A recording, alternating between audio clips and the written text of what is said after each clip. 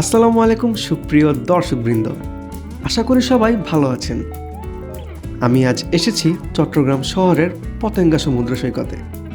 আপনার যাবতীয় ইনফরমেশনগুলো আপনি আজ এখানেই পেয়ে যাবেন। সেই সাথে আপনি দেখতে পাবেন পতেঙ্গা সি বিচের ওভারঅল একটা রিভিউ। তো সাথেই থাকুন আর উপভোগ করতে থাকুন আজকের ব্লগ। ভিডিওর কোনো ইনফরমেশন যদি মিস করতে না চান তাহলে স্কিপ না করে সম্পূর্ণ ভিডিওটি আপনাকে দেখতে হবে।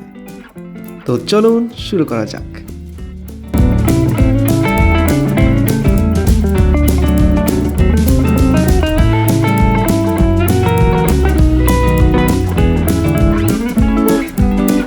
বাংলাদেশের জনপ্রিয় সমুদ্র সৈকতগুলোর মধ্যে পতেঙ্গা সমুদ্র সৈকত হলো একটি।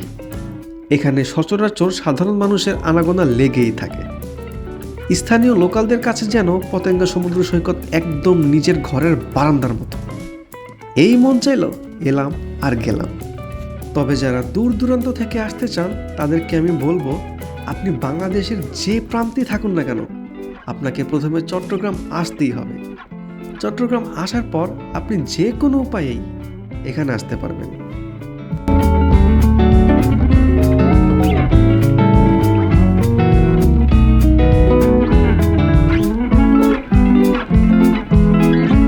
যারা ঢাকা থেকে বাসে করে আসবেন তারা হানিফ, অ্যানা এবং গ্রিন লাইনের মতো বাসে করে খুব সহজেই চলে আসতে পারেন, যেখানে বাসের সিট এবং শ্রেণীভেদে আপনার ভাড়া পড়তে পারে 750 টাকা থেকে 2500 টাকা পর্যন্ত।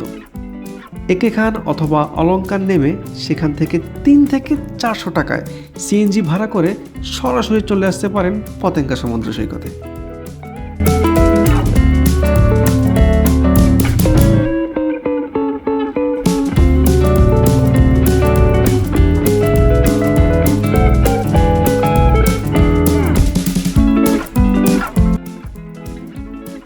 যারা ট্রেনে আসতে চান তারা মহানগর প্রভাতী, মহানগর গোধূলি এবং সোনার বাংলার মতো আন্তনগর ট্রেনগুলোতে করে খুব সহজে চলে আসতে পারেন চট্টগ্রামে, যেখানে সিট এবং কেবিনের শ্রেণী ও রিজার্ভ ভেদে ভাড়া পড়বে 450 টাকা থেকে 3000 টাকা পর্যন্ত। এখানেও সেই একই, চট্টগ্রাম স্টেশনে নেমে সেখান থেকে 3 থেকে 400 টাকায় সিএনজি ভাড়া করে সরাসরি চলে আসতে পারবেন পতেঙ্গা সমুদ্র সৈকতে।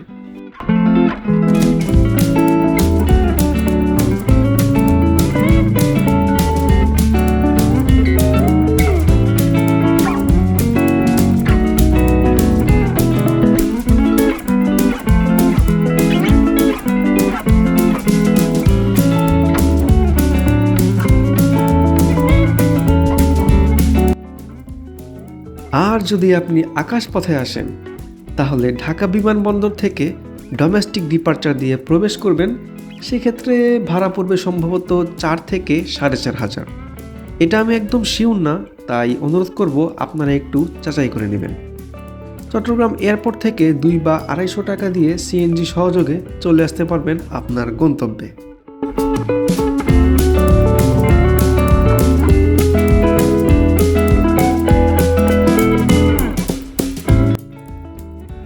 চাইলে লোকাল বাসগুলো ইউজ করতে পারেন, সেখানে ভাড়া পড়বে 35 থেকে 40 টাকা, কিন্তু যথেষ্ট ভোগান্তিও পোহাতে হবে এর জন্য, কারণ চট্টগ্রামের লোকাল বাসের অবস্থা খুব একটা বেশি ভালো নয়।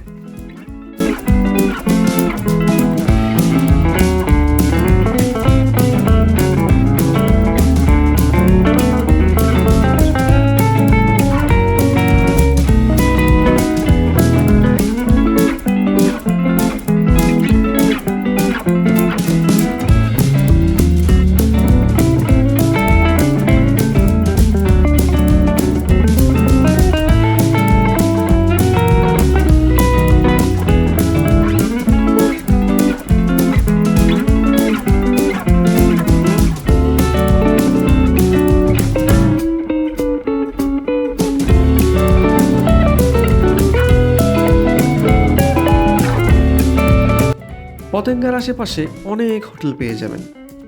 এখানে এসে গুগল ম্যাপে হোটেল লিখে সার্চ করলেই আপনার বাজেট অনুযায়ী আপনার হোটেল আপনি পছন্দ করে নেবেন।